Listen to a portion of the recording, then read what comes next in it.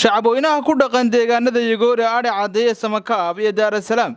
ayaa maanta ka hadlay hadal dhawaan ka soo yeedhay gudoomiyaha xisbiga kulmiye Muuse Biixi Cabdi xilli uu ka qayb galay xafladda qalinjabinta jaamacadda Camuud ee gobolka Awdal dadweynaha oo iskugu jiray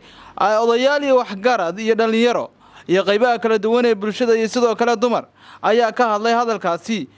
iyagoo oo sheegay inuu meel ku dhac ku yahay dadka deegaanada gobolada Sool Sanaag Cayn iyo Xaysimo waxaana hadalladooda ka mid ahaa sida tan waxa kale oo aan jawaab ka bixinayna hadal ka soo yeedhay madaxa ama musharaxa madaxweynaha u sharaxan ee xisbiga kulmiye kaas oo hadal munaasib inagu ahayn inaga ka qabiil ahaan haddii aan toosba u carabaabo ama bari ahaanba aan munaasib inagu ahayn in uu meediyaha isla soo taagay isagoo aad moodid inuu inagu dhaleecaynay inaga sharafteena iyo maamuuskeena iyo magaceena uu meel kaga dhacayo xumaantii uu kula kacay ninka mas'uulka isku sheegay xisbiga kulmiye saasan ku noqonaya madaxweyne isagoo le maanta waniin bariyay wasiirkii dhamaay aanu xaq u lahayn maanta anagu radan wax loo bariyo min lagama gobol la badna hadii run la sheego lagama gobol la badna lagama dad badna laakiin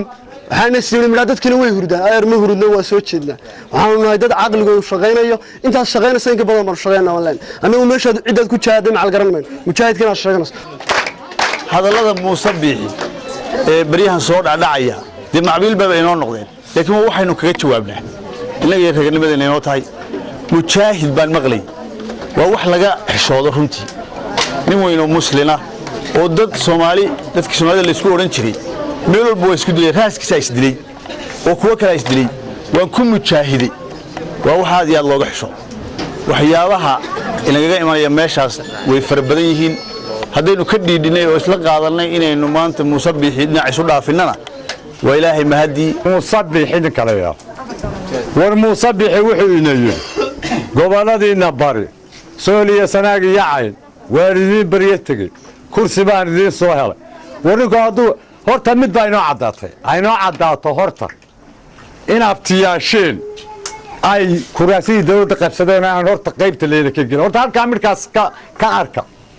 salabar haduu reer degay sabadu boodowdo wariga sebeen kaga dhaco geelu saaran seero sahandhaari baa loo diraan talada seerayni soddon sano inaad yururtaa waa sawaabnimo مثلا قدوميه كلا وحو يري كرسي باليني سو بري waxay la tahay gojaxa geel baalay wax gunti la galiyo way ka weyn tahay ninkii ciid xan toobiyana isaga faruhu daalaan inna wax loo soo bariyo waa ka weynahay kursigeena ma inu gaadhin madaxweynaha hanu xaq u leenahay deegaankaynu leenahay kuwa ka sareeyaynu leenahay waxaan u malaynayaa reer oo midna xamar dego midna Hargeysa waa caasimadda iyo caasimadda ku xigeentii Soomaaliya iyo taada Soomaaliland baadadku hadda barigoor waxay oran jireen qolo walba waxay moodaa inay qolada kale mooyaan aan dad kale jirin oo daninku haduusan meeshiisa meelan haysan tagin waxa laga yaabaa dad kale inuusan jirin inuusan eegin xumaatada iyada in loo dhisayo xisbiga kulmiye laakiin anagu waxaan nahay dad ka dhidhiyaya xumaatada uu nagu wado xisbiga xaakimka kulmiye markasta anagu reer Yagoori ahaan dhalinyaro ahaan anagoo isku tiirsan waxaanu raacsanahay mar walba waanu codka eegay aqliga eegay ciidadeeda iyo maalkeega muruqayga waan la garab taaganahay xisbiga waday Maxamuud Aadan Askar Maxamuud Gurey TV-ga caalamiga Somali News degmada Yagoori ee gobolka Sool